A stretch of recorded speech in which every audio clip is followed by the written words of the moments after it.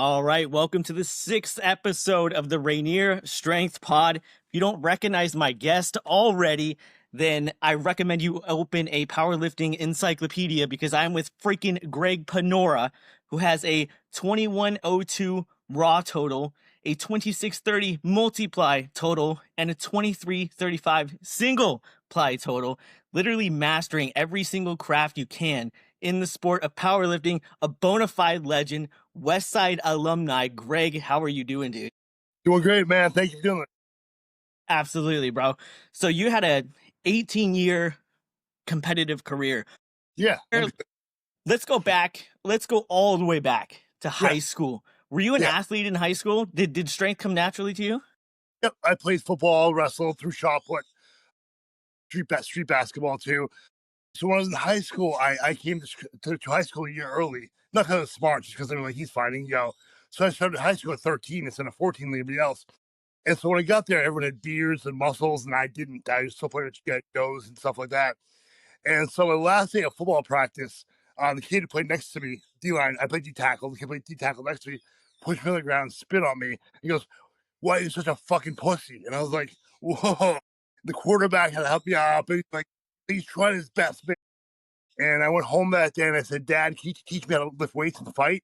He was like, "Yeah, sure." So he spent all afternoon lifting weights, punching a bag, blah blah blah. And he wrote me a program, and I followed that program. And so I came back to school weighing 240 with a 405 bench press and a 550 squat. I'm like 15 years old. Yeah, I get huge. It was bizarre. I hit puberty, and I started like right before I hit puberty, and I guess testosterone went crazy. So yeah, I came back with 240, and I came back, and the coaches were like, "We had no idea this was going to happen. You were a normal kid last year." They're like, "So you're going to play JV?" He goes, "But you better be the best JV player we've ever seen." And I probably was. I probably honestly was. Dude, those are freaking insane numbers, dude. I And get real. definitely, fuck. I always thought, like, honestly, like later on, I was like, I should have been a lot stronger. You know what I mean? If I'm 4 or 5 years old, I should have been 600 pounds at 18, and I didn't. That's crazy. So how did you even get introduced to the sport of powerlifting? Were you still a teenager or were you adult by that time? Were you an adult by the time you got introduced to powerlifting No, or were you as a teen? I was like 15. And what happened was my dad brought home a computer from his work. And he's like, "There's something called the internet, blah, blah, blah." And this was like 1995 or six. And he was like, "Check this out." So he taught me how to he's like, "You can search for stuff." So I typed in bench press and then went from there. And eventually, like 3 or 4 days into my searches, came across Westside Barbell. And so I was actually introduced to Westside before powerlifting. And I was like, "Yeah, this is it right here. This is where I need to be." And so from that moment on, I was obsessed. And yeah, it's one of those things. How old were you when you first started training at Westside? I was 25. So 25. I got pretty good at football. I was kind of a freak. I benched 225 or 40 in high school. I had a 4.7 40 inch vertical. So I was kind of an athletic freak. But the thing about it is that I wasn't that good at football. Something I looked at by like big schools, and the numbers. Kids benching more than the top NFL lineman that year, and so they must be a freak. Then I watched my game film, and I'm like, "You're good, but you're not that great. You should be like absolutely dominating everything. You're really not." And I was like in my head, I'm like, "I don't want to play football. I don't lift weights." And so I was on the phone with Syracuse University. My dad had a speakerphone. My dad was sitting there and he offered me whatever. And all of a sudden I went click, and I hung up. And my dad goes, "What the hell are you doing?" I'm like, "Dad, I don't want to play football anymore." He's like, "What?" I'm like, "I'm done." He's like, "No, what?" He's like, "Your grades suck. You're not going to college otherwise." And I was like, I don't want to go to college. I don't want to play football." And he's like, "What do you want to do?" I'm like, "Go to Westside Barbell." And he's like, "No one cares about this but you." He's like, "You're gonna be 20, you're gonna get out of there at 25 years old and have no job and no skills, and then what?" And I was like, "I don't know." I just want to break the law. We'll figure out what happens after that. And he was like, "Listen, man," he's like, "Go to college." He's like, "Get a degree in something." He goes, "That way it's something to fall back on when the stupid plan you have doesn't work." And I was like, "Okay." So I went to college, did that. And so the day I graduated, I moved to Westside. The day I graduated, I didn't march. I just left and drove out to Westside with no plan, nowhere to live, nothing, no job. Just went. Was Which that made sense. right? That's crazy. Was that Yeah, right? yeah. In the West Side versus the World documentary, you did say at a point that you were living in your car. Yeah, for first month and a half. And no one understands how horrible of all the stuff I went through at Westside. Like no one understands how horrible it is. Because we would get done training at 11 in the morning.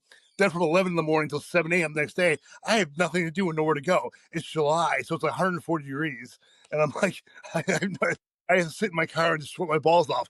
So what I would do is wait for people to leave Westside for the workouts to be over, everyone to leave, and I would go back in and play music and read books and stuff. And one day I was in there, Louis caught me. Louis came back and said, "What are you doing in here?" I'm like, "I don't know." He's like, "Why aren't you at your house?" I'm like, "I don't have a house." And he's like, "Where do you live?" My car. He's like, "You live in your car?" He's like, "Is that why you live?" Like, I got there, I lost like 20 pounds right off. And he's like, "Are you eating?" I'm like, "No." And he's like, "I was wondering how you got here and we're losing less 20 pounds." He goes, "I've never seen someone go West Side and lose weight." He's like, "This is the first time it's ever happened." He goes, "But now it makes sense." So that night he brought me to his house for dinner and made this big thing of what's that called? Big thing of sloppy Joe in a crock pot. And I must have eaten 25 pounds when I was so hungry. And so he's like, "I'm gonna start taking you out to breakfast, lunch." So from that point on, him and I had breakfast, lunch, and dinner together pretty much every day, 3 or 4 days a week anyway. So yeah, it's Damn. a hell of an experience. Yeah, so you guys' relationship then was pretty close. You were pretty close to Lou. I would say honestly, and I have no way to know this, but I think him and I were closer than probably he was with any lifter ever. I think he would never admit this, but I think he viewed me like a son almost. You know what I mean? The way he talked, I mean, he never spoke to anyone else the way he did with me and stuff like that. I know a lot about the guy. Probably stuff that no one else on the planet knows. It's just because we sat together for hours and hours and hours a day. Then every fight, every Ohio State game, I was in his house watching with him, you know. And so we spent it was always just me and him. It's not like there's a bunch of other guys there. It was always just me and him, always for years. And so I know more about that guy and more about Westside than I think anyone else ever has. You know what I mean? He loved me. And I'm not trying to Yeah. be him back because I'm not trying to be whatever. Like we had the kind of like father son type of thing going on. And one day I called him dad. And he punched me in the face, but you know, yeah, I'm like, okay, sorry. Dude, that's crazy. So I was gonna ask, like, what can you give me like a crazy either West Side or Louis story, like at least a good one? Of course I can. So one of the funniest things, eventually when I got there, I met a girl. We started dating and stuff like that. And Louis was like, "Why don't you bring her to the house?" So I'm like, "Okay." So I brought her over one day. We walk in, and Louis's wife answers the door, and she goes, "He's sleeping on the couch." So we go to the couch, and his shins are covered in blood, just drenched in blood. And his dog is sitting there licking up the blood. And so I'm like, I go to my girlfriend, I'm like, "That's Louis." And she's like, "What's he doing?" I'm like, "I don't know." She's like, "The dog's like the blood off his shins." I'm like, "Yeah," But it was a lot of like he had just such weird little things about him. You know what I mean? That I never saw anyone else do. Like he was snort Yeah. chalk. He was snort chalk. His nose started bleeding. He was a bizarre dude. Weird dude. Dude, that's nuts, dude. So when you got to West Side, like, what was of the three lifts? I mean, it seems like all three, I don't want to say came easy, but from your numbers, whether it's raw, multi, or single, I mean, you're hitting fucking dingers. It doesn't matter which lift you're doing. Well, the But thing about it is I wasn't that good at any lifts, so I had to be good at all of them. If that makes sense. Like I had nothing. Like a lot of the guys that were winning up until the point when I came around, they had like a huge squat, maybe a huge bench, and like a shitty deadlift. And I was like, I'm not a good enough squatter, bencher, or deadlifter to do that to be number one in that lift. So I got to be good at all three. And so yeah, that's what I did. what was I'm your not. I leverage. Fuck, I have no leverage for any lift. Like I'm not built to lift power lift.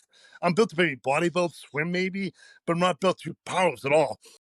So Louis was always like, "You're gonna have to get good at everything because you're not good at anything." If that makes sense. yep, yeah, So the funny thing was, though, when I got to Westside, no one knows this, but some people might. But I was top 10 in the world already. It's not like I was a nobody. Like I'm not even top five. And so I was squatting about 1,000 pounds when I got there. I was benching like 600, and I was deadlifting 800 pounds when I got there. And so my bench was the one that went up the most. Like my squat and deadlift didn't really, maybe 20, 40 pounds a piece. My fucking bench went up like 250 in the time I was there. So yeah, shit. so that West Side for me, the West Side stuff and benching works so well together. The conjugate method of benching works far better than it did for squatting and deadlifting. How did you train when you were there at West Side? But How did you guys train at West Side? What was the split like? How many so times did you guys one squat, day, bench, deadlift? let me think for a minute here. Well, it would go max effort. The fuck, where did it go? So it was speed bench day. Monday must have been max effort squat. Wednesday must have been max effort bench, and Friday must have been dynamic squat. I think that's how it went. Yeah. Mistake. A long time ago. Yeah, yeah. What you mentioned your bench kind of taking like a huge Yeah. freaking jump versus the Yep. other two. What do you attribute to that? Was it the bands, the speed work, the chains? What did Nope, that? that probably helped, but I think for me, the big thing is when I got there, Louis was like, "You are too skinny to powerlift." He's like, "You are not built to lift weights at all." He's like, "So what we're gonna do is you're gonna do the max effort stuff. Then on dynamic days, you're gonna bodybuild." So I would do like a bodybuilding split, and so I got there and I went from like 240 then to like 225 when I wasn't eating. Then I got back to 260, and when I went above 260, that's when they started falling in place for my bench. And I Yeah, bench, I got close grip at 545 out there. And the most they were close trip until that point was 450. So that day with that 545 close trip video, that was really the day when it all started turning around, and I was like, holy shit. So, but yeah, the bench was the big one. yeah. And that's why Is I it? love I was gonna say it seems like it might be close to your favorite lift, especially with a 580 raw bench, dude. That's fucking wild. That's it. Yeah. crazy. So when you were at Westside, you said for the first month you were living in your car. What were you doing after that? Did you work? Did you have a job at the Yeah. same Yeah. time? So I got there with no job, nowhere to live. And so within like maybe a month and a half, I found a job working with kids. I have a teaching degree. I went to school to teach high school, and I got a job right off. I was the only kid in my entire major that got a job right off. And what happened was I did we had to do a thing like a presentation for like all the local teachers, and I did one on gladiators. I had to pick from our major, which mine was history. I was going to teach history, so I did one on gladiators. I used pictures of like it probably wouldn't fly at all now, but I used pictures of like girls in bikinis dressed up as dressed up like gladiators and stuff like that. So it's not like it was like Xena warrior princess and like girls in bikinis. So everyone was dying. And I was walking out. I got A+ on the project. I was walking out, and one of the principals called me over. He's like, "You want a job?" And I was like, "Yeah." He's like, "All right, Old Town High School. I'll offer you a position right now." And I was like, "Okay, I'll take it." So I was there for about 2 weeks before I left. I was doing my training internship type stuff there, and I was like, "I'm leaving, man. I'm sorry. I'm going to West Side." And so I left. But I was working with kids then. I worked at a place called Atlantic Home Health. So I was working with kids in need, kids with behavioral problems, stuff like that. And so I went to Ohio and did the same thing. And so I shut off the interview, and it was a giant room of people interviewing, like probably I don't know 100 people in a room, all interviewing. Everyone's in a suit and tie. I'm wearing a t-shirt and jeans, with rips on a backwards hat. I'm like, oh shit! And so I walked in. I'm pretty goofy too, and I was kind of laughing. And the woman's like, "You," she's like, "You, I probably shouldn't hire you, but I'm going to because you're funny, and I think the kid's gonna love you." And so they hired me on there, and I just started doing that, and they're paying me $18 an hour, which at that time in my life was amazing. So I got an apartment, then eventually from there I got a condo, then a house after that, and now my ex girlfriend has a house. But it all worked out. So with your teaching degree, Mhm. you coach now. Would you say Yep. that your actual like formal education, would you say that helped with your coaching, or would you say it was mainly like what you went through, the shit you went through? I love kids. I love working with like high school age boys. As creepy as that sounds, I'm not too many creepy. They're so into it and so energetic and so the goal always was to work with high school kids. And I don't think my major really helped me out with any of that stuff. I just get along with them, we get each other. And so I work with high school kids now and it's amazing, wrestlers and football players. And I work basically back where I'm from, where I grew up. And so it's kind of neat because I was always like those kids where I'm from were just different. They was tougher. And everybody's like kids are the same everywhere, blah, blah, blah. I'm like, they're not though. And so I'm back there and I realized that I'm 100% right. The kids where I'm from are different. They're just tough as fucking nails. And so Yeah. I'm working with kids now and I love it. Do you apply a lot of the conjugate training methodology to your guys? All Yep. conjugate. But yeah, so I applied. So I moved to New Hampshire about a year and a half ago. I moved to New Hampshire from Maine, and I had to find a job obviously because I quit at the gym I was working at because it's too far away. And so I went online. I was looking up strength coaching jobs, and so I applied to probably 35 places. And I went to a bunch of them, and it was always CrossFit. It was always kettlebells and battle ropes. And I'm not saying that stuff's not cool, but for me, that's not what I do. I want to lift weights. And so I'd be like, we're just squat racks and benches. They'd be like, oh, we do mostly kettlebells and climb ropes and run. But I'm like, that's not strength though. You need a barbell to make somebody strong. And they're like, well, you really don't. Here's our vegan supplement line. And I'm like, this I can't do. So I walked out all of them. And then one day I was on Instagram. I got a message from a guy named Brock Dokos. And he was like, hey, man, he goes, what makes you interested in my gym? And I was like, I don't know. I'm sorry, man. I don't know which gym it is. I applied to so many of these. And he's like, well, why don't you come by tomorrow? I'm coaching a national champion wrestler. And I was like, hell yeah. So I went down the next day and I loved it. And I was like, bro, I want in. And he's like, okay. He's like, well, here's the reason I hired you. He's like, we're starting another. I'm opening another one up in New Hampshire in January. He's like, so if you want to wait around, it's yours basically. I was like, that sounds great, but I just got here. I need a job now, bro. I'm like, what if I come work for you $200 a week? And he's like, perfect. So I'm working for him for nothing and kind of dying here financially, but it's been amazing. It's been really been an amazing experience. I love the kids. So Yeah.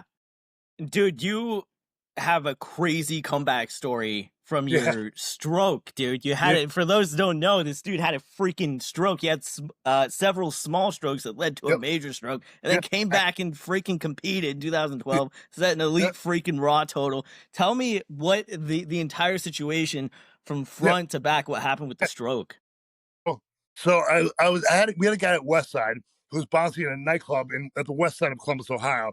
If the guys that girls don't know about what the west side of Columbus, Ohio is like, it's kind of scary. It's not the kind of place where you want to go hang out in unless you like that. And I was like, bro, I don't want to come to your nightclub, man. I don't want to. I don't wanna get shot, blah blah. Blah. And I'm not trying to be like that, but I know what happens down there. He's like, man, come on, no one's gonna mess with us if we're there together. You know what I mean? He's like, no one's gonna say anything to you. And I was like, fine, I'll come down. So my girlfriend, myself, and Phil Harrington, if you know that name, Phil Harrington, who's Squatzilla. So we all loaded up in the car and went down there. And those guys went in first, and I forgot my wallet in the car. So I had to run back to my ID.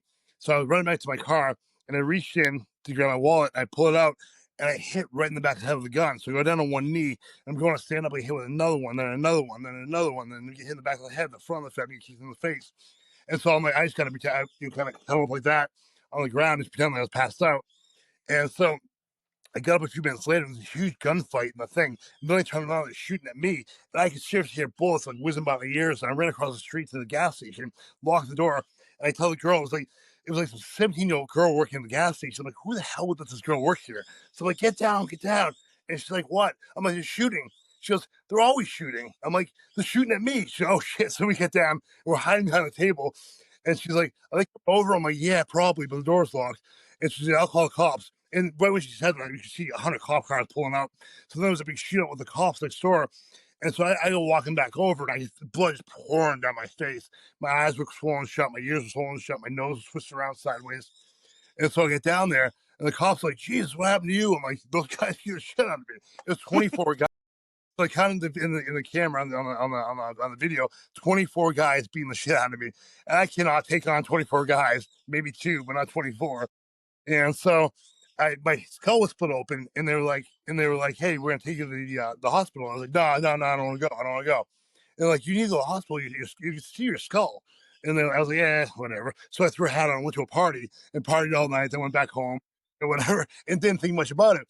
Then over the course of like the next week, my speech was starting to go. Like I talk funny, so I've always kind of talked funny, but I started talking really weird. And so my girlfriend was like, "Why do you talk like that? What's wrong with you?" I'm like, "I don't know. I'm getting old, I guess." And she's like, "It's weird." But every day it would get a little bit worse, a little bit worse. Then that following Saturday came around, and I was working with kids at that time too. And so I took a kid to go see Iron Man 2. He got a report card, and that was his prize. We went to dinner, go see Iron Man 2. And so we go to dinner, and I'm barely getting through the food. I'm so nauseous right now. And so during the movie, I kept running in the bathroom, dry heaving in the toilet. I'm like, oh my God. And so we were supposed to do something afterwards, get ice cream or something like that. And I was like, hey, bro, I'm just going to take you home. All right. I'm like, I can't. I'm so sick. I'm sorry. We'll do it again another time. So I went home. It was Saturday. And so my buddy's like, hey, let's go out. I'm like, dude, I can't. I'm so sick. He's like, bro, it's Saturday night. I'm like, I get it, man, but I can't. I'm so sick. And so I was like, can I have one of those sleeping pills? Because he was prescribed some kind of sleeping pill. He's like, yeah, sure. So he gave me one. I took it. So I want to sleep it off. I thought I had the flu. And so, or whatever. So I went in and I fell asleep right off. And I woke up, it was midnight, and this whole side of my body didn't work. And so, what am I dumb ass to do? I went right back to bed. I was like, yeah, nerve injury. I'll go back to bed. So I went back to bed. I woke up obviously the next morning. It was the same thing. So I woke up at like 5:36 in the morning. I called my mom. It happened on Mother's Day. And Mother's Day, my mother's like, why are you calling me to say Happy Mother's Day at 5:30 in the morning? And I started talking, and she's like, are you drunk? And I'm like, no, there's something wrong. And she's like, I think you had a stroke. I'm like, no, what? I'm 29 years old. I didn't have a stroke. And she's like, you had a stroke. I'm like, no, no, no, no. And she's like, I'm calling the EMT. I'm like, no, I got stuff I got to do, Ma. I got to go. So I got on the phone, went and took a shower, and I had my towel wrapped around me. I was walking in my bedroom, and all the EMTs were in my living room. My mother had called the EMTs, which was a smart move. And so they're like, "Whoa, big guy, you have too much to drink last night." I'm like, "No, I didn't drink. I'm trying to talk, but I can't talk." And so they're like, "All right, man. Like, well, if you're sober up a little bit, call us. All right, we need out of here." I was like, "Please, please, please, I need help." And one of them, the woman was kind of like, "Wait, what did you say?" I'm like, "I need help." They couldn't understand what I was saying, so I scrolled on a napkin as best I could. "I need help," and I held it up. And they're like, "Oh shit!" So they went in the bedroom, had to get me dressed, and they brought me in the back of the whatever it's called, the ambulance. And so I'm like, "Can I sit up?" I'm like, "Yeah, you can sit up. You're good." And so I was sitting up. And the guy's like, "It's probably Bell's palsy, what Hathor Bjornsson had." And I was like, "I don't know, man. I feel so weird right now." I'm like, "I don't remember my name. I don't know what's going on." And so like, let me take your blood pressure. So with blood pressure, and it was insane. It was like 400 over something. It was wild. And so the guy's like, "You need to lie down right now, really slowly. You're about to die." And so they helped me lay down. And I'm like, "Oh fuck." So I went to the hospital. They knew it. They went through the test. Like, yeah, you had a massive stroke, a big one, a big stroke. Like 3/4 of your brain's gone. And I was like, "Oh shit." And so that was it. I was stuck. I was in the hospital for about 3 weeks afterwards. And one day they brought me the bill. So the guy's like, "Oh, we need to talk about the finances and stuff like that." I'm like, "Yeah, sure." So we sit down. He goes, "Okay, so you're going to be paying about $1 million." I'm like, "Oh, let me write you a check." He's like, "Oh, okay." I'm like, "Bro, you think I have $1 million on me?" I'm like, "I have like $40 in my bank account, dude." He's like, "All right, we're just going to write it off then." I'm like, "That's probably your best bet is you just write it off." And so they wrote it off. And I went to rehab the next year. So above next year, I was in a rehab program in Florida, and it was misery. I had to relearn how to read. So I just read Sleeping Beauty or Cinderella. I can't remember which one. I read through all the Disney books, all the little thin Disney books, trying to read again and write again. And I was finally getting it back. And then one day I went home for as always, went home, went to bed, at night or whatever. I woke up and I was fine. Everything was fine. Like my hand worked again. I was like, "Holy shit!" And so I was like, it was like 7 in the morning. I figured it out because I went to get cereal. So I grabbed a box of cereal with my right hand, and I was like, "My hand's back. I'm back." And so I started screaming, just in the kitchen. I was living with my mother because I couldn't live on my own. So my mom comes out, my girlfriend comes running out, my mom's boyfriend comes running out. They're like, "What's wrong? What's wrong?" I'm like, "I'm fine." And I'm like, "No, no, no, you can't be. It doesn't work that way. You don't just get fine from where you were yesterday." And I'm like, "Yo, I'm fine." And so my mother's like, "All right, we're gonna take you to the clinic right now." And so we went over, and I'm like, I walk in, I'm like, "I'm fine." And the doctor was like, "No, no, no, no, no. That's not how it works. This is gonna take a few years if you ever can get better." And I was like, "I'm telling you right now, I'm fine." And so the big thing we were working on at the time was giving the middle finger, which is kind of funny, but I wanted to be. And so I was like, I was like, "Oh my god!" And so we had this test, this weird little test. Yeah, I think little dowels, like those little wooden dowels, and put them in little holes. And so it took me 9 minutes to do it the first time, and so I did it again. It took me 18 seconds, and they're like, "Holy shit!" So she handed me a book, like a grown up book. She's like, "Read the first sentence," and I could read perfectly. I was coherent again, and she was like, "I've never seen this happen. I've never read about this happening. I've never heard about somebody spontaneously getting better. It should have taken months or years for this to happen." And she goes, "The progress was pretty slow." And but she's like, "I'll let you go." So I went back and kind of went back to normal life after that. Damn, that's insane. So do you still have any effects from that today? Like any type of I have one little side effect. It only takes place in one thing, the football bar. When I bench press like this, my hand collapses like this. It's the only time I feel it. But this part of my hand right here, like the side right here, I don't think it heals as well as everywhere else did. So it's like right in here, I still kind of feel it. But other than that, I feel fine. My big thing was I wanted to smile again. I couldn't smile, and so I smile. So that was the big. So no, I dang, mean I felt dude. good. For the next like 5 or 6 years after that, I was having brain scans every month, or yeah, every year. So I do a brain scan, and like the first few times, they're like, "Your brain is a mess. Your brain is all holes." So they were like, "You must have had somewhere in the neighborhood of 150 concussions." Like, "What were you doing?" And I was like, "Well, I played a lot of football. I've been in about 10 million fights, so I've been had a lot." And the doctor was like, "I've never seen a boxer with a brain like that." He's like, "How are you verbal? How are you maintaining it? Are you depressed? Are you suicidal?" And I was like, "No, I feel pretty good." And he's like, "All right, well, we're going to keep doing this." So we did it like 5 or 6 more times over the next couple of years. And the doctor was like, "Listen, these tests are $1 million a piece. It's not getting any worse. It doesn't seem like. So we're just going to let you go." And so that was it. And it's been pretty normal since then. Just a normal life. Damn, dude. That's crazy. That's insane, dude. That's so wild. So, and you went on to set a freaking like elite raw total after that. How long did I that take you yeah. to like get back to training? See, that was the hard part. I came back and I could bench press okay, and I could squat okay, but I still really couldn't hold on to a barbell. And so I went to work at a gym, actually in Florida. Before I went back to Maine, I was working at a gym. One day, I was a manager, and so all the managers would train together. We'd have like 2 or 3 hours where we had to work out together, eat together, train together, tan together, all that stuff. And so we were training, like, hey, Craig, they're like, we're deadlifting today. Come deadlift with us. And I was like, nah, I don't want deadlift. And they're like, come on, man, we know who you are, bro. We know you're not hiding. And, we know about the stroke. Like, just show us the tricks. And so I was like, all right. So I went in there and I was expecting to work up to 3 plates like I always did. So 1 plate, 2 plates, 3 plates. I'm like, I'm feeling pretty good. 4 plates, 5 plates, 6 plates, 7 plates. So I pulled 675. I'm back. I'm gonna put this out there right now. I'm very rational. I make very rational choices. I'm joking. I'm the least rational human being on the planet. I was like, well, I have my hands back. I can deadlift again. What am I gonna do? I'm leaving Florida. I'm going back to Maine. I'm gonna start where I started in the first place. So I left that day, moved back to Maine once again with no plan, nowhere to live, no job, just got my car and left. Worked it out when I got here and started competing again. So it probably took for me to get back in competition about 2 years, 2 or 3 years. So I got back there and I had to learn how to raw. It was harder. It was the hardest thing was learning how to lift raw. My squat stance was way out here. My feet touched the monolift. So I had to learn how to bring my feet in and squat my legs, which I had never done before. I had to relearn how to bench press. Deadlifts were the same thing, but so that the squatting took a long time because I couldn't squat 405.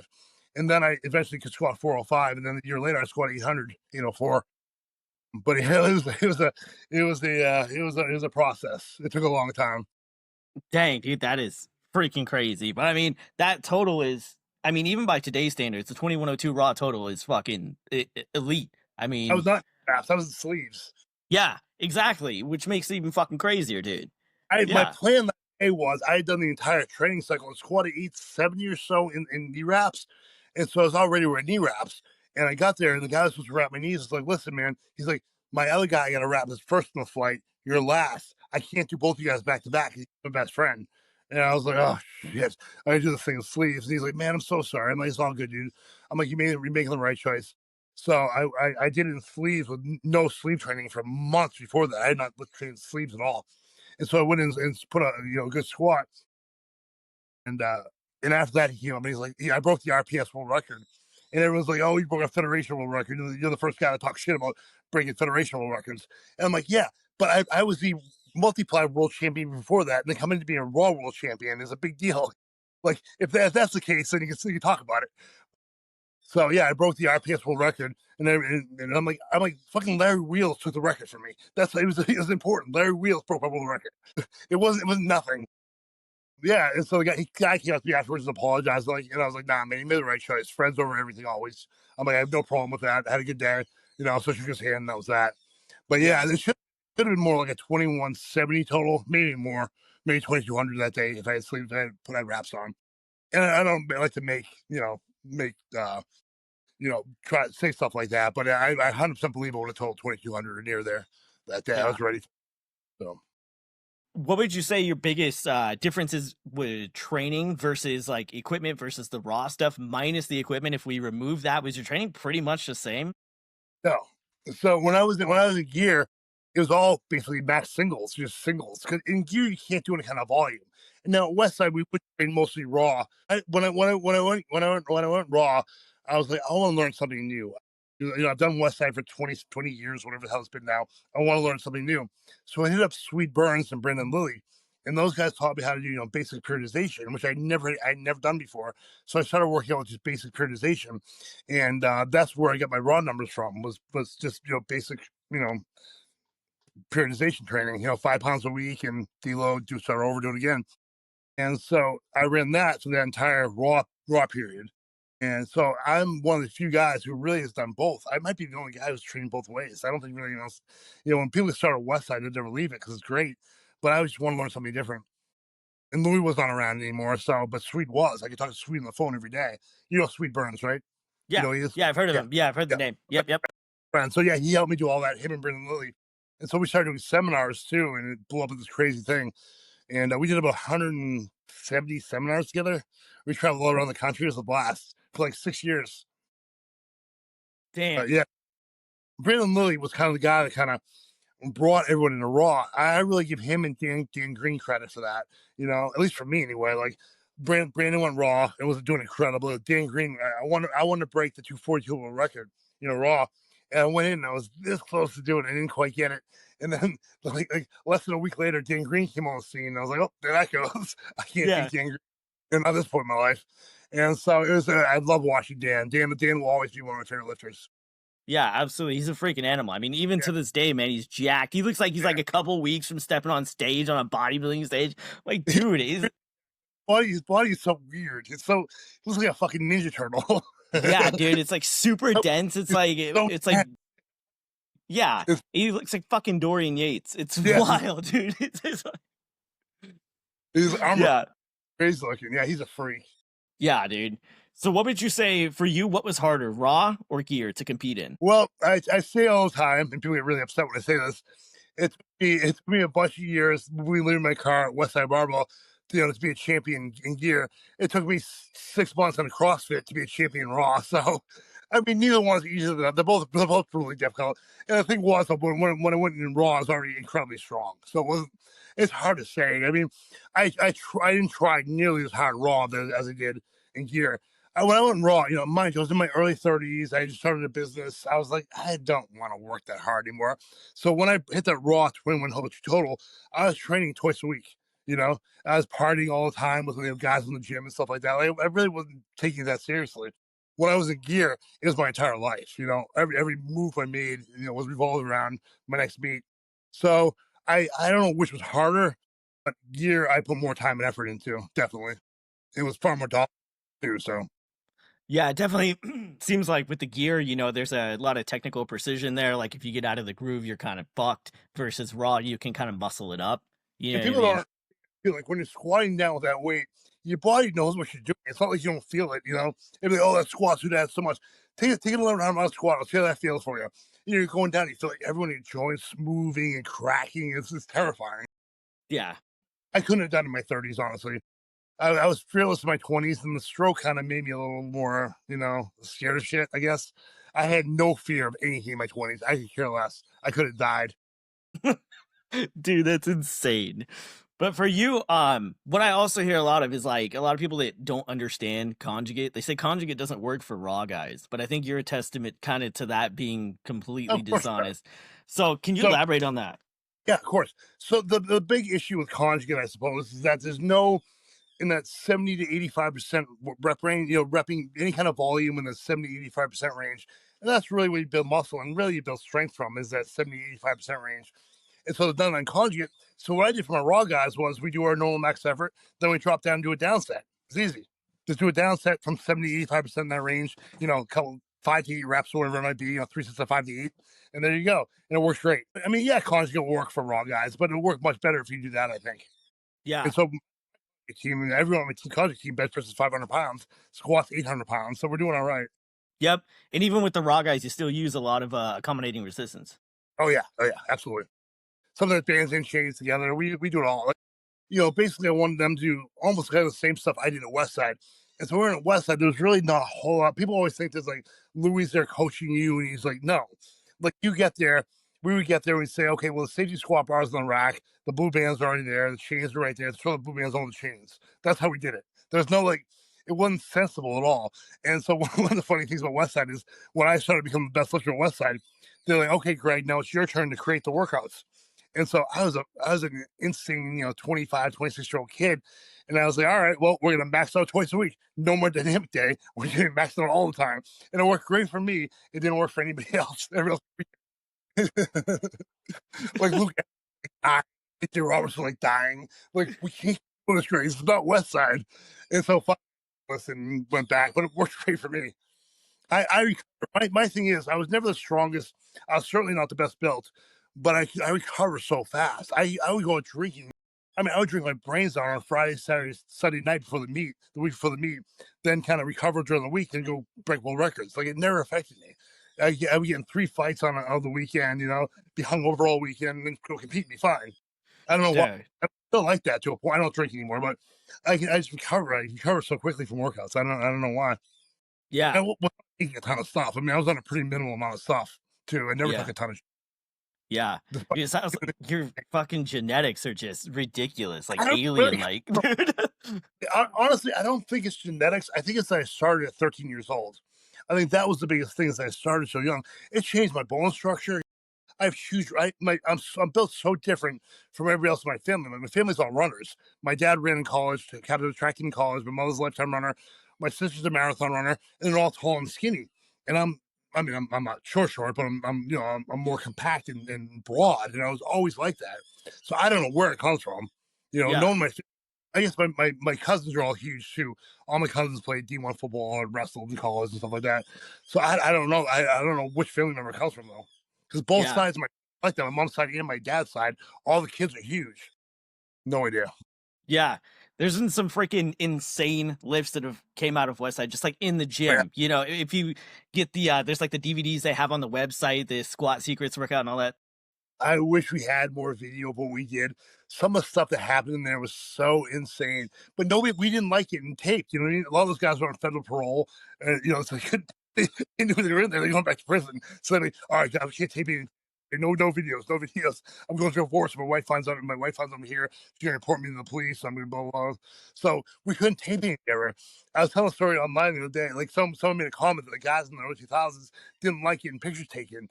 And I remember one day that Flex Magazine came to Westside, and they wanted to interview. So they did an interview with us, two pictures of all of us. And so they were really there for Chuck Walpole, and Chuck would not get interviewed, would not be photographed. So I kept going to the guys. I'd be like, guys, he wants to. He's just nervous. I said, ask him about his egg white recipes. That'll help loosen him up. So go over there and ask him about his egg white omelet he had this morning. And so they go up to him, Chuck, could you tell us about egg whites? He would just lose his fucking mind. He hated any kind of attention. He hated people talking to him. He was one of a kind, that man. He was insane. He was, That's so, wild. he was so antisocial. He really was a great guy, though.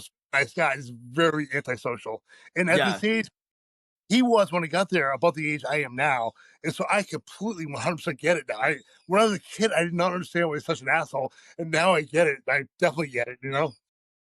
I'm basically him. Man, I am now. I don't want people talking. I don't bothered. Yeah. What was the craziest lift you saw in the gym at Westside? Or some of the Got it. craziest? I got it. So Vlad Alizov, you ever heard of him? Vlad Alizov. No. So Vlad was probably the strongest guy I've ever seen in my entire life. He squatted 11, what was it, 5 raw. So he's the biggest raw squat ever done.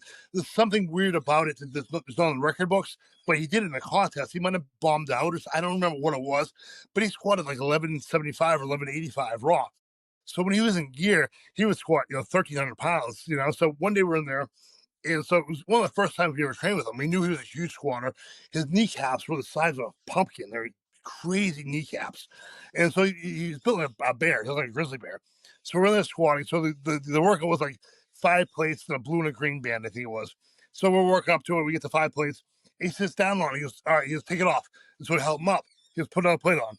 And so he goes down, squats, sits in the box, goes, take it off. So we lift him up. And he goes, another plate. So now he's got 7 plates and the blue and green band on. He sits down, pick it up. So we're picking it up. I'm like, dude, I can't keep doing this. I'm fucking, you're tiring me out here, man. What are you doing? What is wrong with you? Why can't you squat this? He goes, keep going. Another plate. I'm like, dude, no, we're done. And he turns to me, he goes, another plate. He's rushing. And I'm like, oh shit. So we got 8 plates on now. He goes, pop, pop, doubles it easily. So I go, dude, what the hell? I go, what's going on? Why were you missing? He goes, it was too light. He wouldn't squat if it was too light. He would sit there and make you take it off of him. He wanted to hit. He was one of the craziest dudes I ever met in my life. I loved him to death. Yeah, look at Vlad Alizov. He is That's crazy, dude. he is a monster. He was so crazy. We were there benching. He dialed his phone, speaking Russian. He goes, "Here, it's my mother. Tell my mother how much you bench press." Hand me the phone, talking to his mom, and I'd be, "Hello." And she, I don't think she spoke English, so she would be like, "I don't know what you want me to do." But he was so awesome. He was probably my favorite guy there. He was so much fun. Dude, that's sick. Um, did you train with Vocapole at all? Yep. So we I don't. He didn't like me that much. I was like, "Fucking asshole kid," you know what I mean? So I don't know what he thought of me. Yeah, I would train him sometimes, and he usually get mad at me at some point. He hated. I remember one time. I probably shouldn't tell the story, but whatever, I'm gonna tell anyway. We were doing rickshaw deadlifts. If you've seen a rickshaw, it's like a big square rectangle thing around you and handles on the side, and you doubles it up. And so we were doing those one day. And we get to 800 pounds. He's like, "Okay, we're done." And I was like, "I'm not done." And he's like, "No, we're good." I'm like, "I'm not good." He's like, "No, we're done." I'm like, "I'm not done. I'm gonna keep going." So I kept working up. And he gets so mad at me that day. And I think that was probably the last time we ever directly trained together, at least at that time. But then when I left Westside, I went to Lexington, and he was at Lexington. So him and I trained together there. And we became pretty close when we were there. But I don't think he liked me that much. Did you have a Completely understand why. It's not like, why does he like me? I can't wait to like me. I remember one night we all went out drinking, and it was me, him, Travis Fletcher, Matt Smith was there, maybe a couple more guys, my girlfriend and I. We went out drinking, we had hammered, and someone had grabbed some kid's pirate, the Pittsburgh Pirates hat. And so we were wearing the hat. We started doing pirate impressions like "Yar, matey" and stuff like that. So we started doing it. Then we started just doing it all night. And so we're driving, and we're going like 5-10 miles an hour in the parking lot. And Chuck dives out of the car. He dove on the car, and so we pull the car over. Like, "Chuck, what's going on, man?" He goes, "I'm walking." He's like, "I cannot stand you guys anymore." He goes, "You guys don't shut the fuck up." He's, "I'm losing my mind." And so he walked back to the hotel to get away from us. I don't know how to. I was, but yeah, I don't think he can stand me. And really, like that. That's awesome. He was. You have to understand too. Like he was the reason I went to Westside. It was for him. I was so obsessed with him before I went. I remember we had one contest in Maine before I went to Westside, probably 2 years before I left, and I wanted a Chuck V hat so bad. So we drove around to every mall on the East Coast. We went to maybe 15 malls looking for it. Couldn't find it anywhere. Then I finally found one that was kind of like it. And so I bought it. I couldn't wait to wear it to contest. So I put it on right before like the rules meeting. I put it on and look around. There's like 12 more kids with the same hat on. This is a woman. What was her name? I can't remember her name, but we had this great woman judge in Maine. She was awesome. She was a high level lifter. Like she'd been maybe world champion in her day. She was the scariest. She's dead now, but she's the scariest woman ever. She goes, "Take those goddamn hats off. You're not Chuck Vogel." Yeah. But I was so obsessed with him. I wanted to be him so bad. He was like, I had pictures of him in my locker. You know what I mean? And I was so obsessed. Like, the way he lifted weights was just, I mean, even watching it today, the way he lifted it was like, watching Beethoven play a piano. It was perfection. Pop, pop. It's the way his squats were just perfect. Yeah, Perfect. yeah, and so explosive, almost violent. So much grit and determination in that man. That man would not quit. He Yeah, would die. You know what I mean? He was a monster. yeah, and we heard in the West Side documentary, like Kenny Patterson and George Halbert kind of motivated each other with trade rule records, go back and forth. Did you have anyone at West Side like that? Luke Edwards. Luke Edwards. Luke was my dog. So Luke got there, and him and I didn't talk to each other for the first couple months. And one day, I can't remember who talked to you first, but I was like, "I thought you were Mark Bartley." I'm like, I apologize. You know Mark Bartley, Spud? I've Mark heard, Bartley. yeah, They I've heard kind the of, name. Yep. and I knew it wasn't him. I was just messing with him. But like, "I'm sorry, man. I thought you were Mark Bartley. I thought you were just visiting." And he was like, "No, I'm Luke Edwards." So I'm like, "Oh, okay." So I kept calling him Spud, but I pretended like I was calling him Spud by mistake. It's the piss ball. And then I went to watch him compete, and I was like, "Oh shit, this guy might take my numbers." So he pulled like 840 his first contest there, and I was pulling like 800.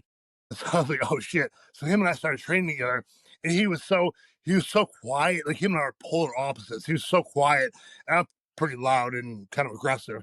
And so our training together just worked magically. It was insane. And neither of us, I tell people all the time, like, I wasn't really that interested in winning contests. I just wanted to beat him. All I cared about was beating him. It was far more important to me to beat him than anyone else in a contest, break any record. I just want to beat him, you know. And him and I, we weren't like overly friendly when I was there. And then when I left, him and I over like the last 10 years or so, have become really close. We did a seminar on Elite Fitness a couple of years ago together. And so that's pretty awesome. He's the guy I was probably closest to in that gym was him. Yeah. You know, Another dude that's encountered just a ridiculous amount of adversity as well. You yeah. know. But I didn't realize he told me on the last podcast we did together. he was in full, his kidneys had shut down before he got to Westside. I had no idea what was going on. He's like, "Why do you think I was in such a bad mood?" I'm like, "I assumed it was me." He's like, "Well, yeah, it was you and that." I was talking the entire time. I was like, "Look, it must be kind of fun to be number two in here, right? Is it fun being the number two guy? Is that cool?" Like, that's lives at Westside. I mean, that's an accomplishment. Yeah. Yes. He was so good. So when you, I'll call what's up? when you started coming up at Westside, like some people say that, as a team, like as the Westside crew, you're kind of supposed to be happy for one another. But when one guy starts to ascend to a certain level, everyone else is like, look at this Nobody's asshole. happy for Was that anybody how there. it was? Nobody was happy for anybody there. Like, when you start getting good, they're out there to kill you. You know what I mean? They want to break you. They want to break you. And so when I start getting good, they really want to break me. But I just recover so fast for whatever reason. It didn't really phase me. Yeah, So that's yeah. wild. Yeah. So during your time at Westside, was Louis still training or was he just training you guys No, freely? he trained. So here's the thing about Louis Simmons that nobody quite understands. Louis was not a coach. Louis never coached us at all. Louis would train with us and talk shit with us. And why was everyone there so good? It's because we wanted to impress him. I saw somebody wrote on Instagram maybe a year ago. They said Westside Barbell was basically men with dad problems. What was it? Drug addicted men with dad problems. And I was like, yeah, that's 10 on what it was. But we all kind of had maybe not great childhoods and wanted to. We kind of fill in that dad place with Louis, and I know I was. I know that my dad was bad, but he was just kind of not there. And so like we were all so eager to impress him and get his validation, and that's really what Westside was. I mean, it's not like you sitting there coaching on lifts. I remember one Circumax, which is what we do before a contest. I went the other. He'd always go in the room. He'd always be with the other room with the girls. Messing around with the girls. Well, because they were fun. You could joke around with them. And so I go back to him, like, "Louis," I'm like, "I've been here for a year and a half now, and you've not coached a single lift I've done." He goes, "Yeah." I'm like, "You're going to coach me?" He goes, "How the hell do I coach you?" He goes, "I can't lift what you lift." He's like, "You go coach him." So I was like, "Okay." So yeah, but what he did and the way that he did it was better. I think that's far more important than cues on your where your foot is when you're squatting or blah blah blah. Like he was like, "Well, your squat sucks, but it seems to work for you, so we're just gonna keep doing it." That's what the only coaching advice here. Squat sucks, but we're gonna keep doing it. And he told me it's just skin bodybuild. It seems right. Yeah. It was something he really had to do. He would do it, but for the most part, he would train with us and talk shit. Yeah. I thought I was so much happier with that than I was with it. I didn't want him coaching me. I was yelling at me. It was much more fun having him to talk. He's like, another guy on the team. I just own the gym. I just own the gym. You know what I said? I just own the gym. And so, yeah, that's how he looked at it. And I will always respect and love him. And I will always say he's the best coach, even though he wasn't really a coach. But what he was able to pull something together and nobody else has ever been able to do. It's Yeah. incredible. Absolutely incredible what he did. He Yeah. was such a madman. He was such a madman. He's a crazy person. I love stories like that with somebody I mean, he dropped out of high school, dropped out of school in like seventh grade or something like that. With somebody like that who has no chance at all, but just makes it and then it blows up, and just what he did was just mind boggling. Make millions of dollars from that powerlifting in that era, that generation. It's mind blowing. I mean, it's so hard now, little and then some little 5'3" guy in freaking West Side of Columbus, Ohio, just was able to do that. Yeah. Yeah. He's a freaking mad genius. Bad genius, exactly what he was, right? Yeah. I Yeah. mean, Louis could not read and write. He could not write a sentence. He couldn't read. People don't know that. Yeah, he couldn't read or write. Damn. Yeah. Yep. Yeah. Cause I have a friend that hurt their back recently and probably for about 8-10 weeks they were just in debilitating pain, was doing physical therapy multiple times a week, nothing was helping. And I was like, look, I have a reverse hyper in my garage. I'm going to come and I'm going to bring it to your house and I'm going to give you some plates and you're going to use it. And within I shit you not, within like a week they're like, oh, the back Better. pain subsided, look at that. Yeah. And like all these people with like college degrees and whatnot couldn't fix her. But Right. now, you got some 5'3" mad scientist that invented this thing, and now our back's better, which is fucking just crazy. Insane. This is insane. What he did. I don't feel like he gets the love that he deserves in this generation, but man, if somebody else could do what he did, I don't think anybody else could. I don't think it would ever happen again, honestly. I don't think somebody else would be able to do it, especially in one little place. Like, you gotta understand, the west side of Columbus, Ohio, isn't big. It's like basically one long street. You got the bottoms and the hilltop. It's not a huge place. So to be able to find that kind of talent there is insane to me. The people there are insanely tough for whatever reason. They're just tough. There's a different breed of people in that area, and he knew Yeah. that. And he knew that. And Yeah. that's what's amazing, that he was drafting all those people right out of a little shitty area. And it's a shithole. It's not nice. It's a shithole. It's disgusting. And the gym itself was pretty small, yeah. Yeah, Westside itself was it's always so funny when people come visit. Here it is. It's nothing special. It looks like every gym you've ever seen. You know what I mean? It had nothing to do with that. It had to do with the camaraderie and the and like we would just push each other so hard. You know what I mean? And nobody wanted to lose. And that's what he's really looking for, is the alpha, like, I will not lose personality type. And so you get 10 guys like that in a group, shit happens. yeah, You know, dude. I think we had 6, world champions in my crew, my training crew at one time. There's like 12 on the planet, and 6 of them were in my training group. Like, that's insane. Think about it. Like John Hack, Colton Engelbrecht, they were training together. That'd be insane. Yeah. It's fucking crazy. Did you ever cut any weight for any competitions at all? Yeah, so when I got up to about 260, I was still cutting 242. So we would do Lasix. You ever heard of Lasix? Yeah, the diuretic. Yeah, that's awful. So I found out recently, in the last couple of years, you're only supposed to take one. I have and really had no idea about any of this stuff. I'm from a little town. My prior politics experience, nobody ever talked about Lasix or Butte or this stuff. And so Louis hands me a bag of he's like, here, use these. And I'm like, what is it? He goes, Lasix. I'm like, what's Lasix? He said, I don't know, even heart attack victims. I'm like, well, why am I taking it? He goes, it'll help me piss. I'm like, okay. So I would go cut weight in a sauna by myself. So, nobody else is there. I'm fucking popping. No one told me how to take. So I'm just, Lasix, taking 3 or 4 at a time. And that'll kill you. But nobody told me not to do that. I had no idea. I'm pissing and blood. Like, oh, is that dangerous? I don't know. I'm good. So yeah, no, that was the thing, is that nobody told me like what to take, or like I had no idea. Like, everyone thinks you go to Westside, they write you like a program like what you're supposed to take. No, I had no idea what's going on. Everybody's like, you must fucking so much shit. I had no money. I was broke as shit the entire time I was there. I was struggling to eat. I could not afford giant cycles of steroids. Yeah. I couldn't do it. I didn't have the money. And Louis would give me stuff here and there, but like really, no, Yeah. but And was he it's all providing you what's up?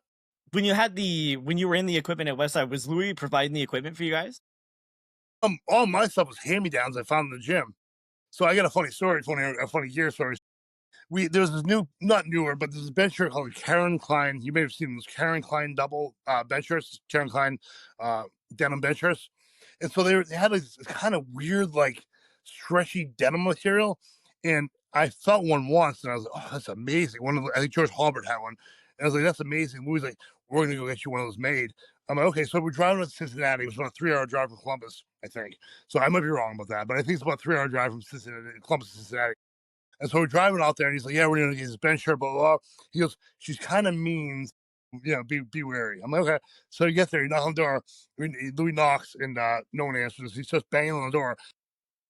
Huge, jacked up woman smoking a cigarette answers the door. She's like, what do you want? He goes, listen, Karen. He goes, I need a bench shirt.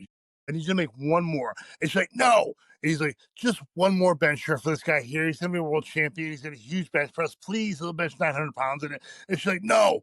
And he's like, please. She slams the door in his face. He says, bang on the door again. She goes, I said no. Get the fuck out of here. And slams the door. And he looks at me and goes, well, it's a waste of trip. Let's get some food. So we went back. He was kind of apologetic. He's like, man, I'm sorry. He goes, I want to make you one, but it's not going to happen, blah, blah. And so we get back, and the following Monday, this is the craziest shit ever. The following Monday, I'm sitting on one of the benches. I'm kind of leaning. It's following Sunday, actually. I'm leaning back, and I'm kind of, my hand's under the bench, and I feel something under the bench. My hand touches something. What the hell is that? And so I get under, and I pull whatever it is out. And it's a bench shirt. I hold it up. It's a Karen Klein bench shirt. And so I'm like, what the fuck? I'm like, holy shit. And so I assumed it had to be somebody else. There's like 25 benchers in there with George Halbert at the time. So I went over, I'm like, George, whose shirt is this? He grabs, he goes, I've never seen that before in my life. I'm like, who is it? He goes, I have no idea. I'm like, can you ask around? He said, yeah, sure. So I hand it to him. He goes, and that's everybody. He goes, hey, man, it's yours. He throws it to me. I'm like, it's a Karen Klein bench shirt. I'm like, okay. Oh, I go to Louis the next day. I'm like, Louis, hey, I don't want to steal somebody's shirt. So could you figure out who this is? He looks at it, he goes, I've never seen this shirt before in my life. He goes, it's brand new. I'm like, yeah, I don't know. He goes, she doesn't make shirts anymore. I have no idea where this came from. He said, where'd you find it? I'm like, it was shoved up under the bench press. I'm like in the legs of the bench press, shoved up behind it. He's like, sure, I've never seen it before. So I put it on that day, and that's kind of when everything changed. I benched 785 in it that day. And my bench press prior to that was 740. And I was like, I can bench press anything on a shirt. And it fit perfectly. And so the next 2 or 3 meets, I went from like 785, then I went 805 or something like that, 810, then 820. And then Louis like, I'm going to put a special collar on it.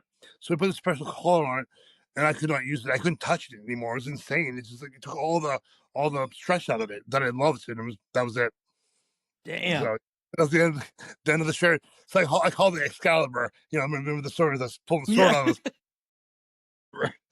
So it's like divine intervention. Like you pull it Yes, out, so it just starts glowing. no, Like, no idea how that happened, but yeah, everything it was just something I found in there. I never got equipment for anything. It was just all hand me downs. My yeah, squat, I think, was Louis' old squat suit. My briefs under the squat suit. I found a metal squat suit in there. And I cut it in half and used those for briefs. And my deadlift suit, I don't even know where that came from. I think I found it in somebody's bag or something like that. yeah, So yeah, almost hand me downs. yeah. And a lot of some of the West Side guys, like Chuck V, when he was on Table Talk, he talked about perhaps training in the gear more would have been more beneficial. Do you feel that same way? That's what I said. That's what me and Louis' big fight was about. Was about that. That's where it started. I was like, we should be wearing gear every third week. And Louis was like, no, blah blah blah. No, no, no. You should be wearing until you go to a contest. And I'm like, Louis, it doesn't work that way. We're not in the same gear you're in. It's so complicated now. I'm like, we got to wear it in the gym. And so we did it for a few weeks and it worked out great. And then Louis got mad about it. And that was that. Then Louis and I got a huge fight. And that was that. So, yeah. Was But that the fight really started because of that. He was getting really mad at me for wanting to train in gear sometimes.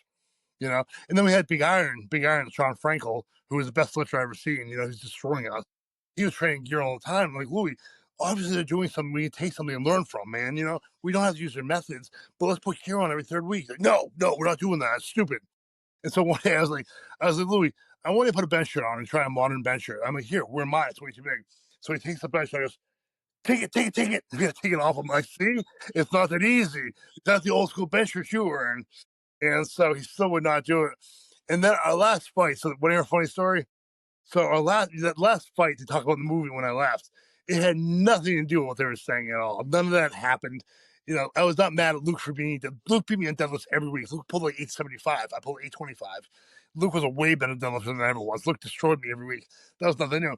So what happened was that morning, Louis came in and I was kind of leaning against the monolith like this, kind of minding my own business, waiting for everybody to come in. I always get there a little bit early.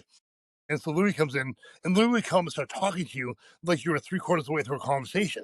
And he comes up to me, he goes, all sports are done with a wide stance. And normally I was kind of nod and say, okay. But I thought about it for a second, but what? He's all sports are done with a wide stance. I'm like, I don't think any sports should play with a wide stance. He's like, what do you mean? I'm like, running, jumping, I'm like, diving, eating. I'm like, I can't think of a single sport where you have a wide stance. He's like, speed skating? I'm like, I don't. I think you start with a close stance and push out. I don't think you have a wide stance. And he got real mad at me. He walked away. And so here's when stuff went bad. I go, hey Louie, I go, what am I doing? And I had my feet real wide. I was jumping like an asshole. And he goes, I go, what am I doing? He goes, I can't hear you. He's across the gym. So I run over to him with a real wide stance, like this, with a real wide stance. And he lost his mind at me about that. And that's really what the whole fight was about. It had nothing to do with deadlifting boxes or any of that shit. He was so mad about that. And he started getting mad. And I started getting mad and blew up. It was all so stupid now. It was so, it was so stupid. Just goes, you know what I mean? But we made up. We were cool after that. You know, he didn't care about any of it. He was like, whatever. yeah, It's just fine. I wouldn't have cared. yeah. And was that when you kind of started to like work your way out of Westside? Was after that Yeah, fight you left? I left and never came back. I went to Lexington. Then a few weeks later, the whole stroke thing happened. I was gone. And that was it. So I was only at Lexington probably maybe 4 or 5, 6 weeks at the most. But Damn. all went bad. Yeah, yeah. Would you say that your time training at Westside was, how do I want to phrase this, like more, I don't know, I guess I could say fun than your time training Raw when you made the comeback? Oh, not even close. Yeah, oh yeah, not even close. And again, I was 25 years old, had nothing to do, absolutely nothing to do, no fear, no nothing. Just I didn't care. I would have died on that platform, not giving a shit. You know what I mean? I could Yeah, when I get old, as you get older, you're not like. I mean, at least for me, I wasn't like that anymore.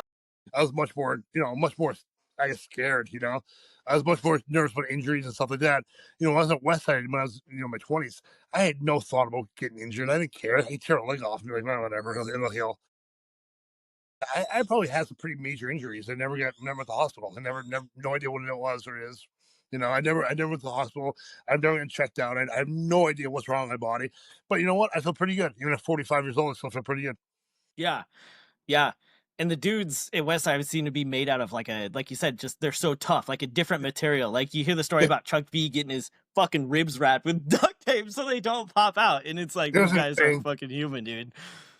He wrapped his entire body in their training. On a list like this, like it was insane.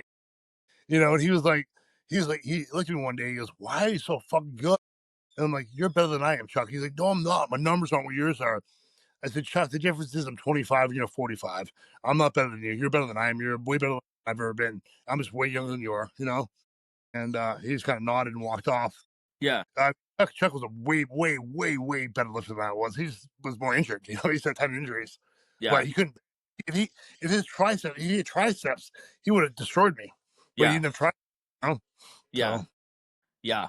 And every person has that lift that they chase for a very long time. Finally, they get it. It's exhilarating. What was your favorite lift? What was something you were chasing for a while? well, my favorite moment was the 800-pound deadlift before the world record. I honestly had no idea I was even break the world record. I went to a local contest. I had done one contest when I was there. I went there and won senior nationals, and then Louis like the contest in Cincinnati. I think it might have something to do with Laura Phelps. Maybe she's putting it on or something like that. I could be wrong though. But anyway, so we go to that contest, and I had a I it's kind of funny because I weighed in at 234, and the guy's like, "Do you want to cut some weight?" I'm like, "Nah, I don't care." He's like, "Okay." And so he's like, "All right, we need openers." And I was like, "It's something like a 970 squat, 640 bench press, and 70 deadlift or something like that." So he's writing it down. He puts on the thing. He goes, "Can you just tell me what your real numbers are?" I'm like, "Those are my numbers." He's like, "Dude," he's like, "Have you ever done this before?" I was like, "Yeah." He goes, "You've done a contest before?" I was like, "Yeah." He goes, "Are you sure that's what you want to do?" And I was like, "Yeah." He goes, so he writes it down, and I leave the room, and the guy comes in after me, and he goes, "I want those numbers too." And I was like, "Yeah, you got a better chance of hitting than that skinny asshole did." I was like, "Okay." So the next day I rolled around, and I had a breakable record. He goes, "Yeah," he goes, "Dude, I am sorry." He's like, "I had no idea." He goes, "You don't look nearly big enough to do those numbers." He's like, "That's wild." And I was like, "Yeah." But the 800-pound deadlift, so I pulled up the 800 pounds. I had never done the 800 pounds. I've been so close with it. Got on the top with it, even 820 or so that I get to the top with it. My hand would open. I couldn't hold on to it. And so I had it. I was like, hold it, hold it, hold it. Gave me a down command. I put it down, the three white lights. And all of a sudden, I went to put my arms up like this chair. And I go, I want to put my arms up. And all of a sudden, I get tackled. And Louis said, Louis tackled me around, just kissing me on the face. He's just kissing me on my face. He's like, "You broke the fucking world record!" And so it was a huge moment.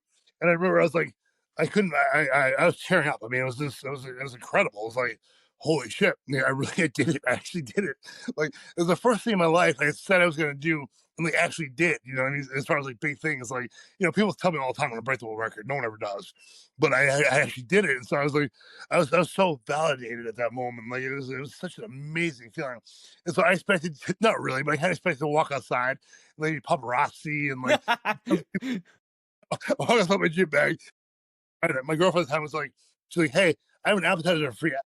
I have a coupon for free appetizer at Albee's, going to Albee's." I'm like, "Yeah, it's for wings or for potato skins?" And she's like, "I think we get both." I was like, "Okay, cool." That was the conversation on the way in the car. The guy was, "Hey man," he said, "that was a hell of a day." This little fat guy. I was like, "Thanks, man." Got in the car and left. And that was it. Then I went home. I wanted to read about it on the internet, so I got home and looked it up. There's tons of people talking shit about me. Panora sucks, blah blah. He doesn't deserve that record. It's like, great, great. Oh, that's awesome. He got a gift, man. Yeah. I don't know how I deserve it. How Panora's scared to do big contests. Blah blah. I was like, what do you want me to do? Learn not break it? Like what? Yeah. Yeah. I had no idea what was going on. Like I didn't choose this contest. Yeah. When I was I think it was a week ago, I was talking with Sean Frankel, and he had a lot of emphasis on like himself outside of powerlifting and his transition kind of out of the sport. For you, what was that transition like? Because your last meet was in 2018. So what was that transition like, kind of getting out of the sport?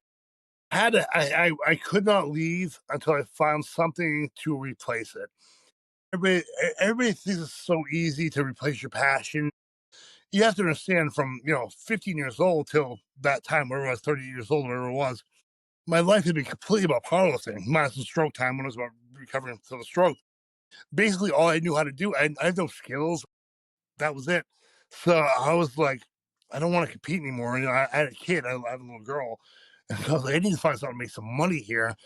So coaching, so Swede and Brandon were both coaching. And so I went into that. That worked out amazingly. And right when I went hard into coaching, Westside documentary dropped. And so that worked really well. So I think I dropped my team like maybe 2 weeks before the documentary dropped, and that happened. My team blew up, and now I'm coaching hundreds and hundreds of people. And so yeah, it's been amazing. Would you say most of your guys are raw? All raw. I don't coach gear, guys. Oh wow. Okay.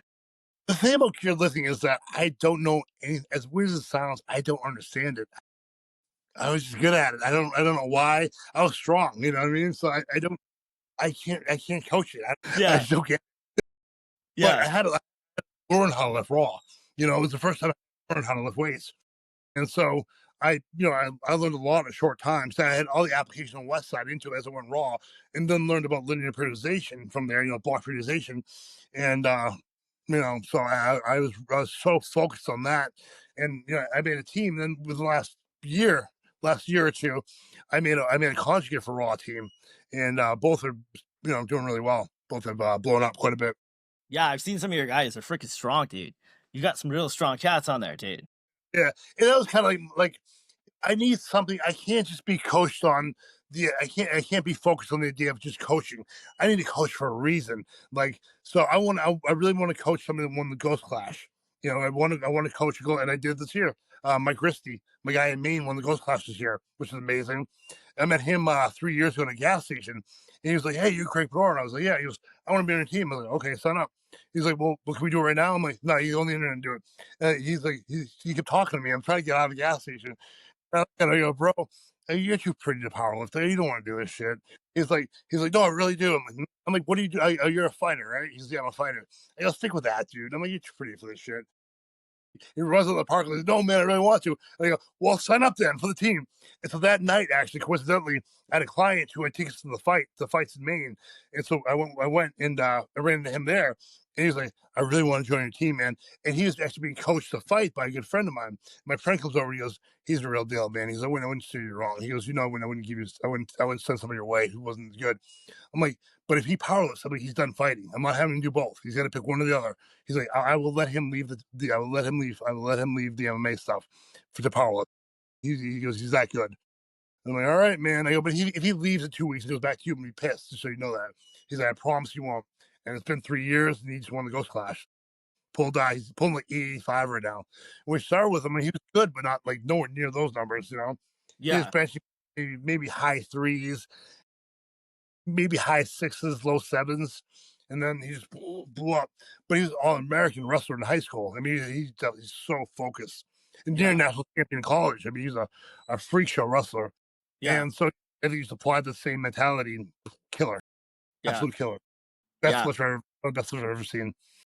Yeah. A lot of those wrestlers have a really strong Yep. mindset. Really lots of determination. They don't give a shit. You can rip their arm off, they're still gonna go. They will die. Yeah, they will die before they quit. I love that. Yeah. Yeah. Yeah, Those are the kind exactly. of, those Yeah. are the kind of guys. But then we have a lot of guys on the team that's average lifters, just having fun, and those guys are great too. I mean, I honestly, as long as you want to get better and you care more about doing competitions than you do about your views on social media. I will coach you. I don't care how good you are. I'll make you good, but you have to be focused on contests. You're focused on social media. I don't know how to work with that because I give a shit about it. So Yeah.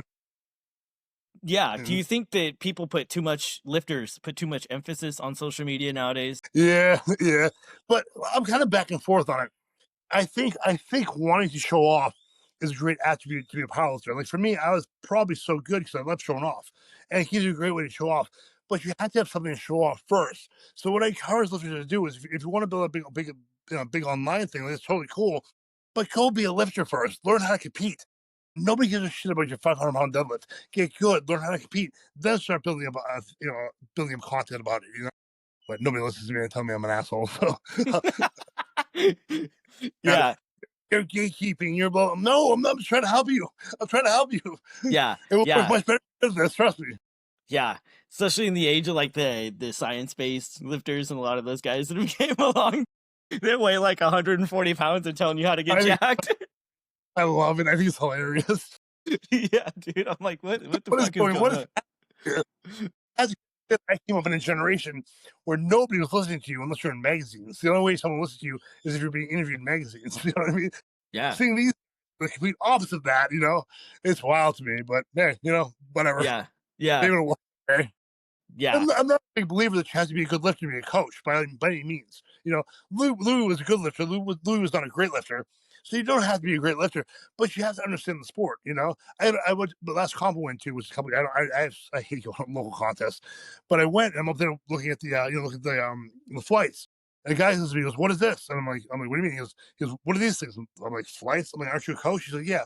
I'm like, "You don't know how to read flights?" He goes, "No." Could you explain it? And I'm like, how are we coaching powerlifting if you don't know how to read this thing? He goes, what's going on? He goes, I coach CrossFit. I'm like, bro. I'm like, bro. I'm like, you know what I don't do? He goes, what? I don't coach CrossFit. You know why? Because I don't know how to do CrossFit. I'm like, you powerlift? You do the CrossFit? He's like, no. Why are you coaching powerlifting if you don't know how to powerlift? It doesn't make sense to me. I know it sounds so crazy to everybody, guys your age. Why are you coaching something you don't know how to do? In no other part of the world has ever happened in any sport ever. That has never happened. And Yeah. everyone's like, oh, some Soviet coach who was a physicist before he was a coach. Yes, he's a genius. He's an IQ of 180. He's figuring out from a scientific standpoint. That guy's not doing that. He has no idea what he's doing. He's lost. And they had people on the Olympic team that knew how to do stuff like that. He was just coaching one faction of it. Like this CrossFit coach who has never seen powerlifting does not know how to powerlift. He should not be coaching powerlifting. I'm sorry. I know it drives me crazy, but it makes me nuts. No, I mean, me too. Like, you see someone, they're like, oh, well, I pulled 500 one time, so now I'm a coach. And it's like, dude, There's so bro. much more to sports than you understand. Yeah. It's kind of complicated. There are some complicated parts. I mean, it's an easy sport, but some parts are kind of complex, and you don't want to learn how to do that stuff. Yeah. Yeah, I'm so old school. All I care about is best lifter.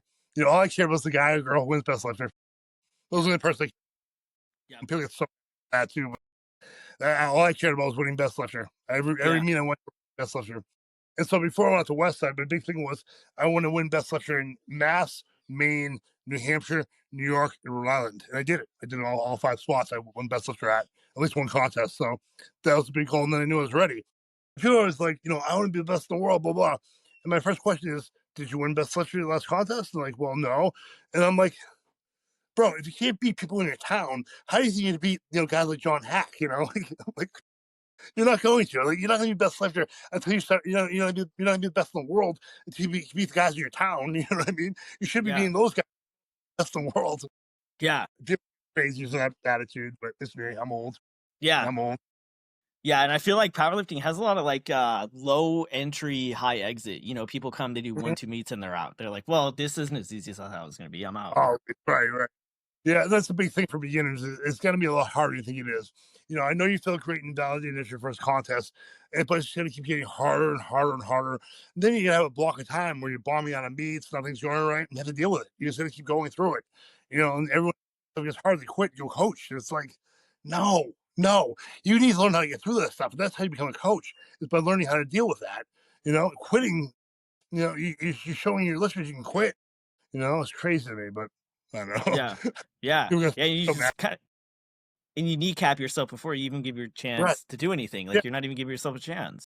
Right, right, right. I mean, do you know why I'm a good coach? Because I learned how to work through so many of those times in my life where nothing was going right. My life was going horrible, everything was going horrible, everything was a mess, and I fought through it and kept going.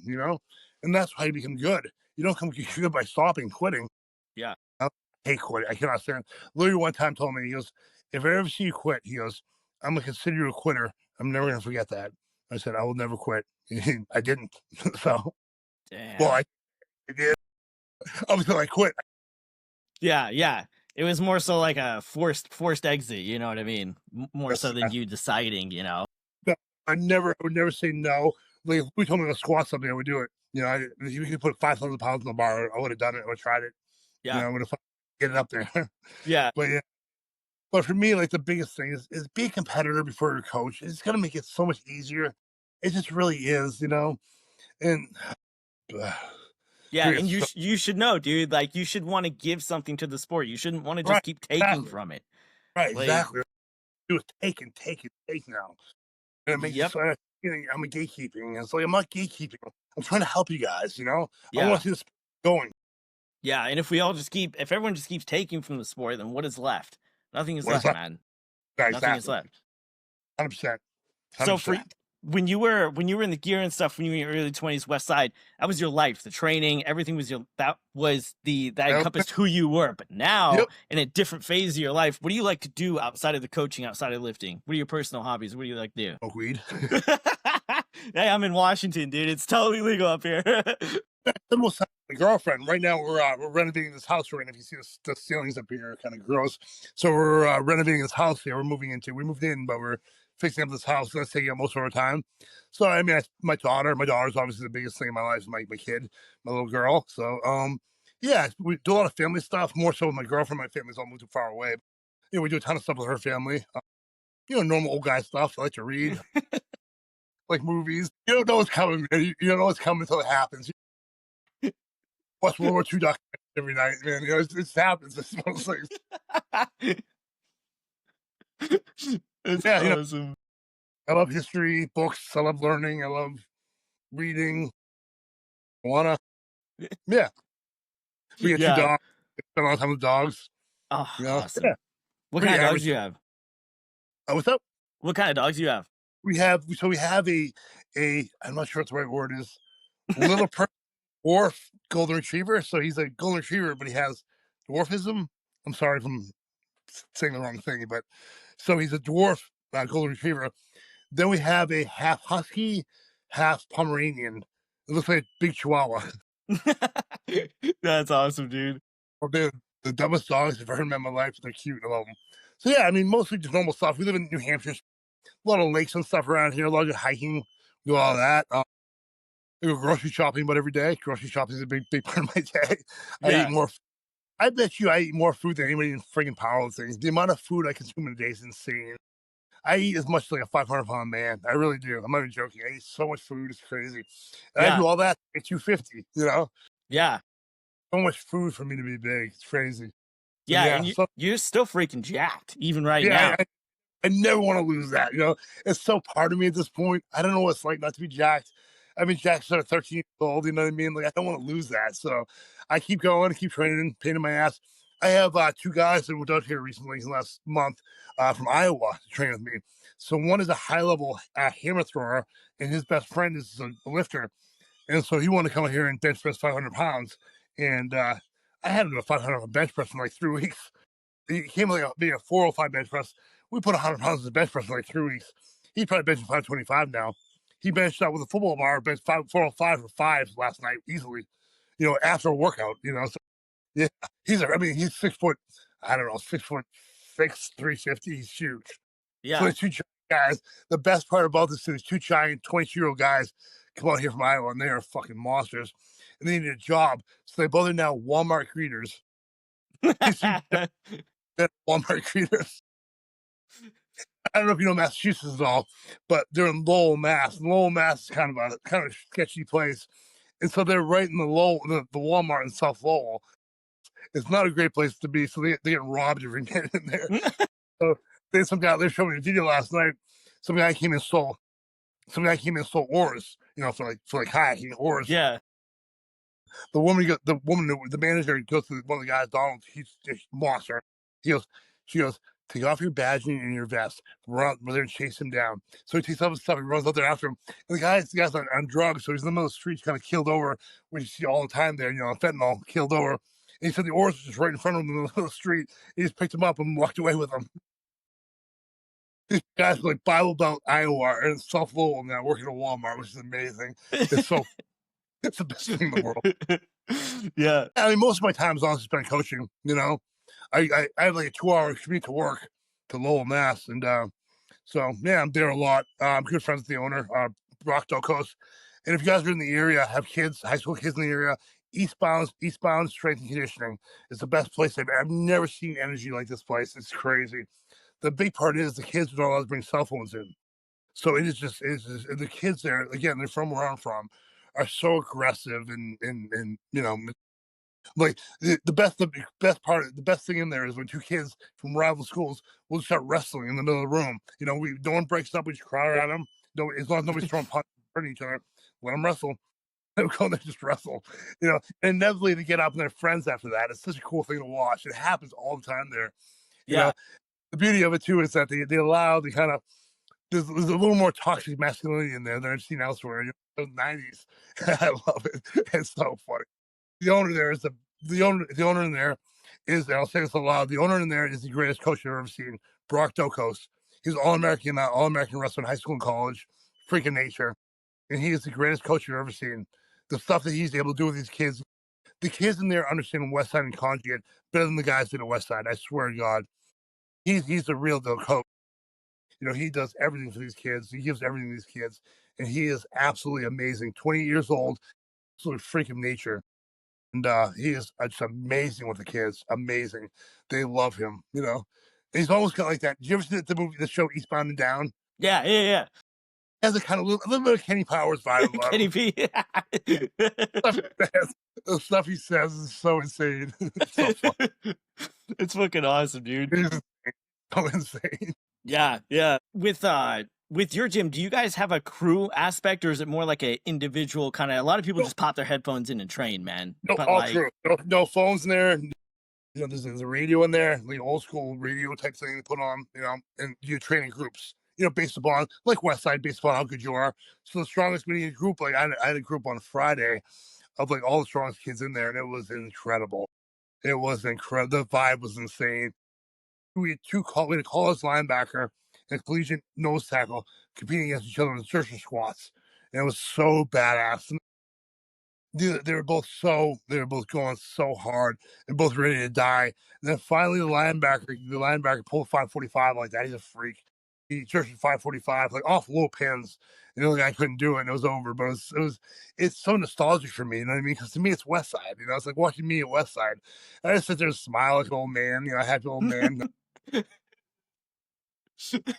I think that's something that's lost, dude. Like for sure. I mean, and not just from the training itself, but like the relationships you just build with Right. people.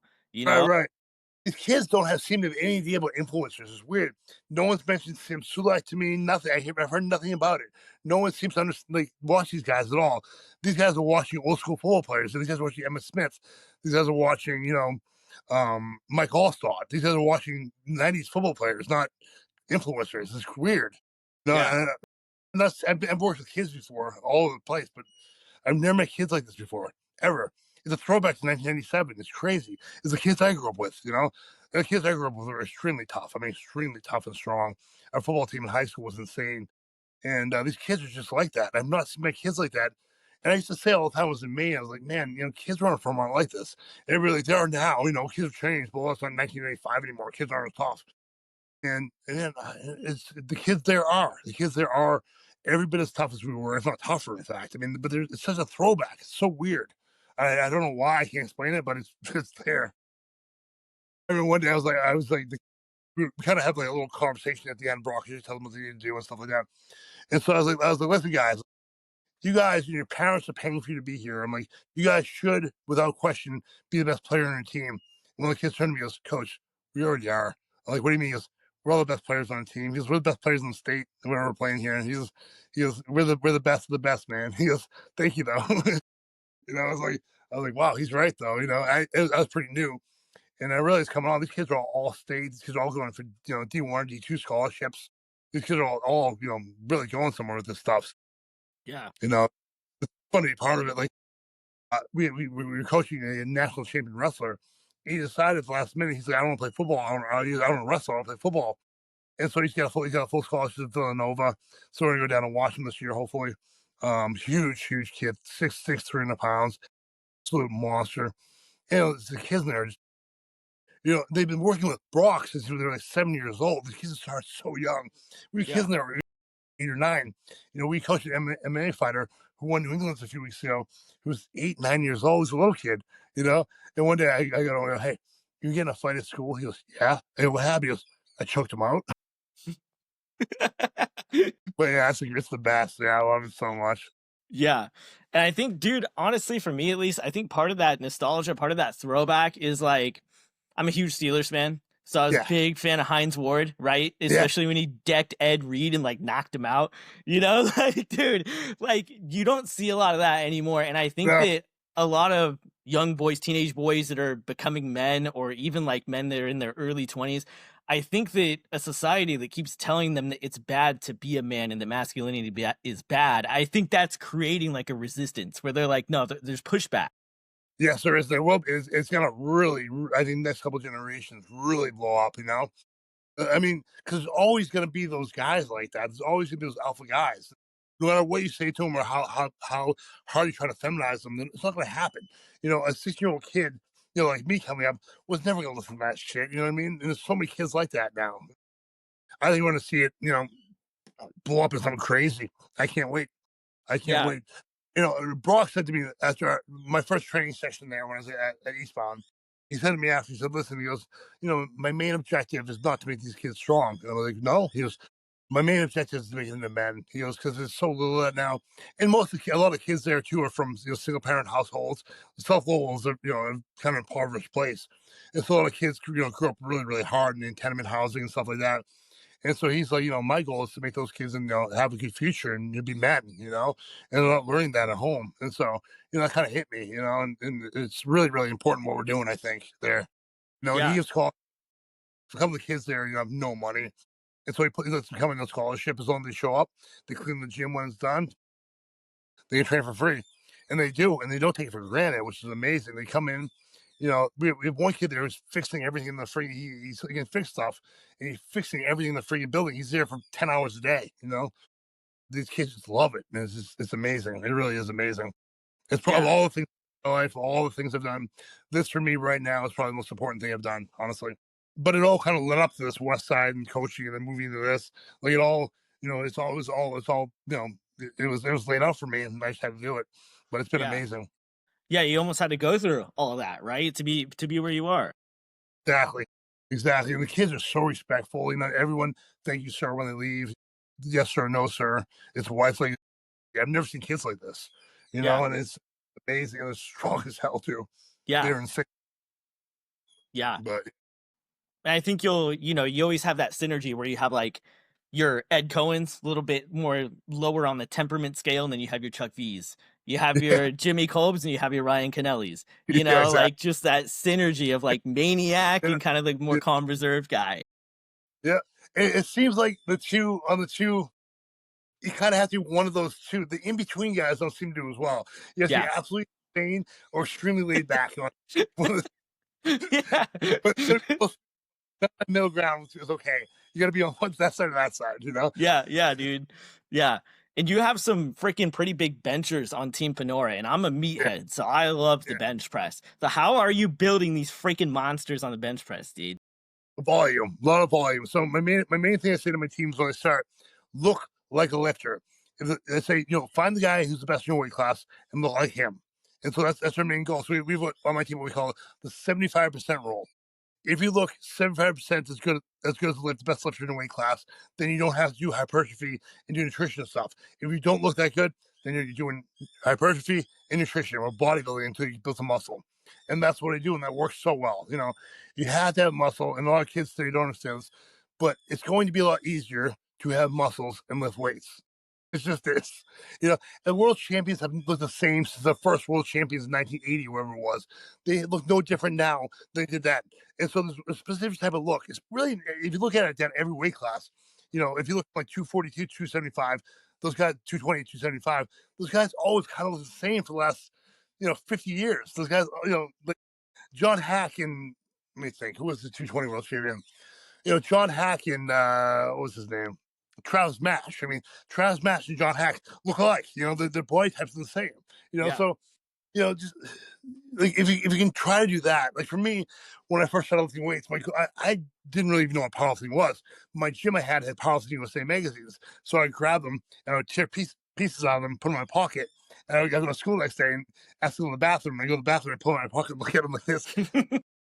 I want to look like those guys so bad. So my phone is about to die, so I might have to. Oh yeah, dude. Yeah, let's plug your social media, man. Where can people find you and join Team Panora? So if you want to join Team Panora, Big Puppy Panora on Instagram, go to my bio. It's right in there. Just click on it, bring it right to the page. Sign up, please do. Awesome, right on, bro. I don't need to know your numbers. I don't need to know your story. I don't care. I'll make you good. Come find me. Also, on my website, rainierstrengthsystems.com, I wrote an article on Greg Panora, and the podcast will also be on the website as well. Greg, thanks for joining me, bro. You are the fucking man. I appreciate it, brother. Absolutely, dude.